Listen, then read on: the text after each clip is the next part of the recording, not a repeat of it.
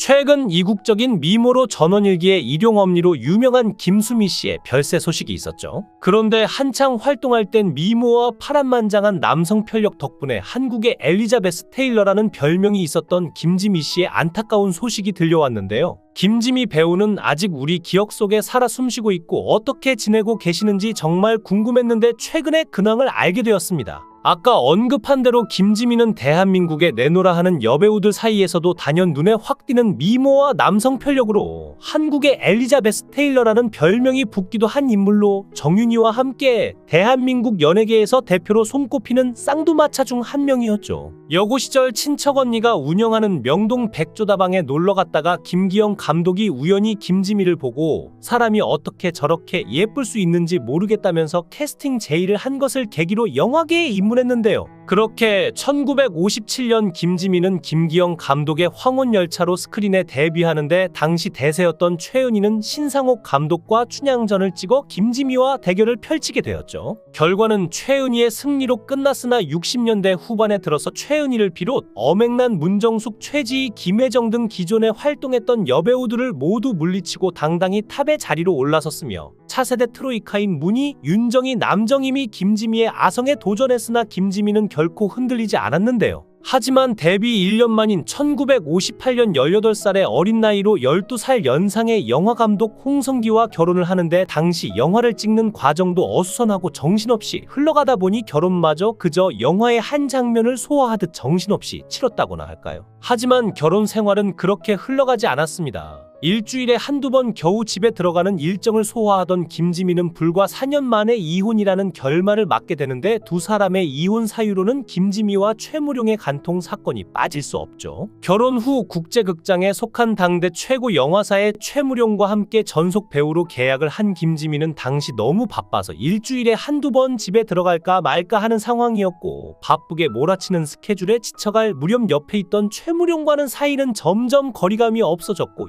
적인 관계까지 허물이 없어졌죠. 하지만 문제는 최무룡이 아내 강요실과 혼인 관계 중인 유부남이었으며 당시 그의 아들 최민수가 태어난 지 겨우 열흘이 지난 시점이었다는 점이었는데 두 사람의 사이가 세상에 밝혀지자 강요실은 두 사람을 간통죄로 고소하여 김지미와 최무룡은 구속됩니다. 결국 간통 사건 이후 김지미는 자신의 집을 팔아 위자료 230만 원, 채무변제 78만 원 등 약 300만 원을 강요실에게 주기로 한 뒤 2달 만에 석방되었습니다. 최무룡은 당시 돈이 없었기에 이 모든 부담을 김지미가 감당할 수밖에 없었는데 당시 전남편 홍성기는 소감을 묻는 말에 하루벌이를 하는 지게꾼의 신세가 부럽다고 남겼고 김지미는 어차피 맞을 소나기다라고 인터뷰를 하기도 했는데요. 스캔들이 강제로 이어준 두 사람은 재혼에 이르게 되었고 최무룡과 사이에서는 딸과 아들을 각각 낳았는데 안타깝게도 아들이 돌 지날 무렵에 사망을 했고 두 사람 역시 7년이란 결혼 생활을 끝으로 1969년 6월 10일 이혼을 하게 됩니다. 최무룡은 마지막으로 지미를 사랑하기 때문에 이혼한다고 변명했지만 그 이면에는 돈 문제가 얽혀 있었는데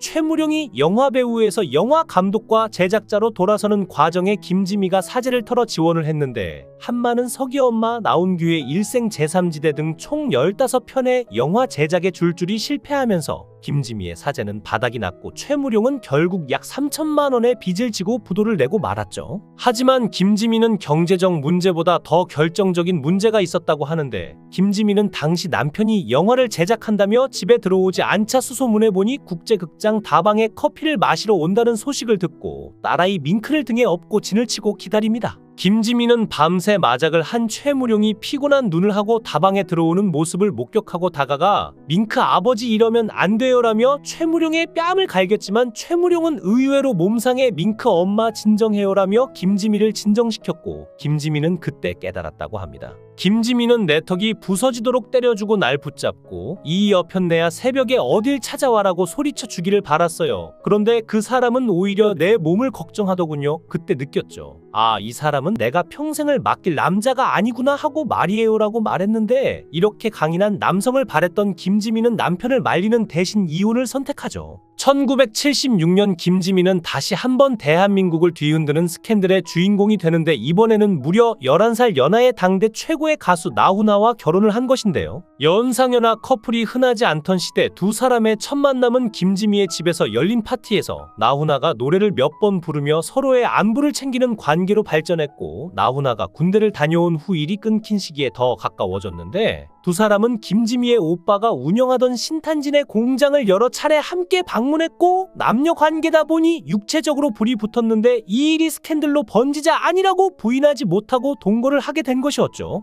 하지만 김지미는 나훈아와의 관계에 대해 결혼이라기보다는 연하남과의 긴 연애였다고 주장했는데 실제로 두 사람은 결혼을 하지 않은 채로 1976년부터 1982년까지 6년간 동거만 했었고 나훈아는 나를 진정한 남자로 만들어준 여자는 바로 김지미라며 김지미에 대한 남다른 존경심을 표현하기도 했는데 동거 기간 동안 김지미는 나훈아에게 예절 서예 등을 가르쳤기 때문인데요. 두 사람의 이혼 사유로는 김지미는 조용히 서울에서 식당을 운영하며 살기를 바랐지만 나훈아는 가수로서의 꿈을 포기하지 못했던 것인데 헤어지며 나훈아는 김지미를 위해 수천만 원의 위자료를 건네며 남자는 돈 없이도 살 수 있지만 여자는 혼자 살아갈 돈이 필요하다는 멋진 말을 남기기도 했지만 얼마 지나지 않아 나훈아가 14살 연하의 여가수 정수경과 동거를 시작하자 김지미는 큰 충격을 받게 됩니다. 이로 인해 김지미는 인터뷰에서 나훈아와의 만남은 내 인생에서 잘못한 선택이라며 동거 생활을 후회하며 나의 결혼은 오직 3번뿐이라는 단호한 말로 자신의 상처를 대변했는데요. 이후 김지미는 1991년 네 번째 남편인 이종구를 만나 재혼하는데 이종구는 캐나다에서 오랜 시간 의사로 활동하다 한국에 개업한 인물로 김지미의 어머니에게도 참으로 다정하게 잘해드렸고 김지미는 남편 덕분에 어머니가 3년은 더 오래 사셨다며 고마움을 표했는데 김지미가 처음 이종구에게 관심을 보였을 때 어머니가 유난히도 떠밀었다고 회고했죠. 이종구는 7, 8개월 동안 아침 저녁으로 러브레터를 하루 2장씩 꼭 보내주었고 김지미는 남편의 정성에 감동했다고 합니다. 그때는 뭔가 뜨거운 사랑이라기보다는 노년에는 함께 마음속 이야기를 나눌 사람, 물 한 잔이라도 건네줄 사람이 필요하지 않나 싶었죠. 편안한 사람이라서 그렇게 결혼을 결심하게 된 거예요.